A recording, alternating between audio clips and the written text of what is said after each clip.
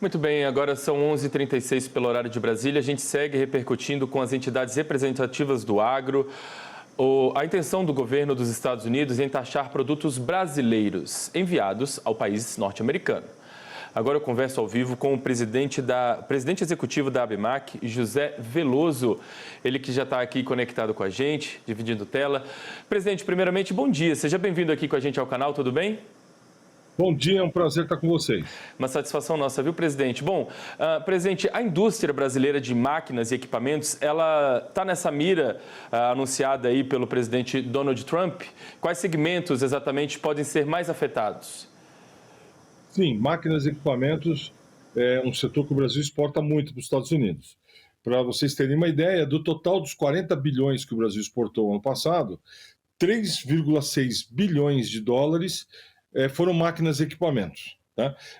A gente só perde para óleos e derivados. Né? Quando a gente pega o total do que o Brasil exporta, máquinas e equipamentos vêm logo em segundo lugar. E as principais máquinas que a gente exporta são máquinas rodoviárias, máquinas para geração de energia e componentes de máquinas. Né? Esses são os que a gente mais vende para lá. E isso representa 25% do total das exportações brasileiras do setor. Bom, e essa tarifa, presidente, ela afeta diretamente, caso entre em vigor, né, a competitividade da indústria nacional no mercado aí dos Estados Unidos? Sim, eu tenho dito que 50% de acréscimo da tarifa atual é como se fosse um embargo comercial, ou seja, os Estados Unidos vai cerrar qualquer possibilidade de comércio entre o Brasil e eles. Então, sim, afeta muito. E como as exportações para os Estados Unidos, que é o principal destino das exportações de máquinas, ela representa 25% das nossas vendas externas, quando eu olho todo o faturamento do setor, representa 7%. Então, é um dano bastante grande para nós. Muito bem, presidente. Bom, a gente tem visto aí, né, que o governo brasileiro tem buscado soluções, pensado exatamente como vai entrar nessa negociação com os Estados Unidos. Da maneira que tem sido conduzida toda essa situação, como o senhor enxerga o posicionamento, o trabalho do governo brasileiro, das autoridades, também a mobilização das entidades representativas diante dessa ameaça aí dos Estados Unidos? Olha, o governo brasileiro ele vinha conversando com o governo norte-americano nas esferas diplomáticas. Então, o Ministério de Indústria e Comércio, o próprio vice-presidente Geraldo Alckmin, teve encontros com os Estados Unidos e também no âmbito do Ministério de Relações Exteriores. Não tivemos ainda uma reunião de cúpula com os dois presidentes, mas os governos vinham conversando.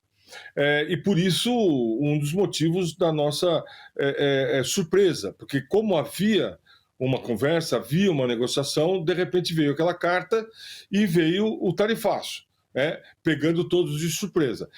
A nossa orientação ao governo, e nós temos um diálogo constante, é para que nós exercemos o poder da negociação diplomática ao extremo. Nós entendemos que ainda não é hora de lançar mão de qualquer mecanismo, inclusive daquela lei recentemente aprovada, a lei de reciprocidade, que nós devemos insistir na negociação. Existem argumentos para o Brasil demover os Estados Unidos dessa tarifa. Primeiro, de que os Estados Unidos é superavitário com o Brasil. Já foi dito amplamente pela imprensa que existe um superávit americano da ordem de 300 milhões de dólares em relação ao Brasil, mas quando eu olho máquinas e equipamentos, os Estados Unidos é superavitário em relação a nós em 1,2 bilhões de dólares. Então existe uma vantagem para os Estados Unidos de manter esse comércio com o Brasil de uma relação que tem mais de 200 anos. Segundo ponto é que se essa tarifa permanecer, a gente sabe que tudo é incerto ainda.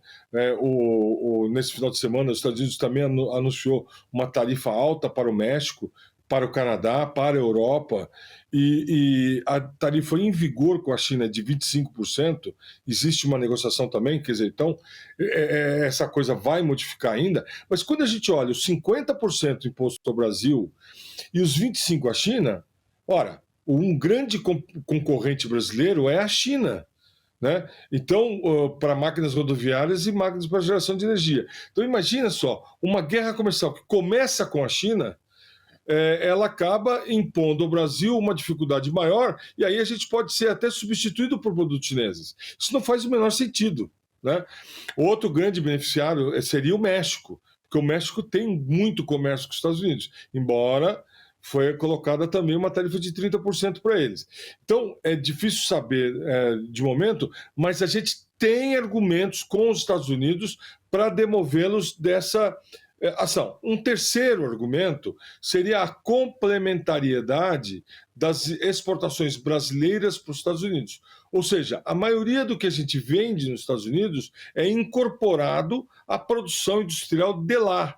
A gente pode citar o aço, podemos citar o suco de laranja, podemos citar o café, podemos citar blocos de motores, né? Os Estados Unidos importa blocos de motores para produzir o motor lá nos Estados Unidos. Então, existem esses 3 pontos, né? E a complementariedade, acho que é um ponto importante, por isso que eu acho que existe brecha para negociação. Bom, presidente, talvez seja um pouco cedo, né, pensar ainda em alternativas, mas talvez alguns setores, por exemplo, já estão avaliando essa questão. Em caso de implementação de fato da tarifa, que alternativas os fabricantes brasileiros teriam? É possível redirecionar exportações para outros mercados ou para esse segmento aqui do nosso setor? Não é fácil, assim, você redirecionar as exportações? Olha, sempre é possível, tá? Mas o comércio exterior, como um todo, ele não é nada no estalo de dedos, né? Tudo demora, tem uma certa demora, porque eu, para abrir um mercado, eu preciso ter estoque, eu preciso ter assistência técnica, eu preciso ter a confiança de quem vai comprar, enfim, então não é uma coisa simples. Mas sim, as empresas da Abimac, muitas delas, aquelas que têm os Estados Unidos como importante destino, já estão se movimentando para procurar novos mercados, como, por exemplo, na Europa, na América do Sul e outras regiões. Então, e outra coisa, isso leva também uma necessidade de o Brasil acelerar os acordos comerciais para que a gente abra exatamente novos mercados. Então, sim, já existe uma movimentação para a substituição dos Estados Unidos, mas, em particular, no setor de máquinas e equipamentos, como é 25% das nossas vendas externas, essa tarefa não é uma tarefa simples. Muito bem, presidente. Olha, vamos ver aqui, né, então, os próximos passos. A gente tem acompanhado de perto, repercutido com as entidades representativas e vamos trazendo aqui para a nossa audiência as novidades. Então, quando tiver aí, de fato, um avanço nas negociações, a gente volta aqui a conversar sobre esse assunto e também sobre outros assuntos. Você sabe que o canal está sempre aberto para esse diálogo, né? Muito obrigado, viu, pela participação com a gente. Uma ótima semana para o senhor. Obrigado e até a próxima.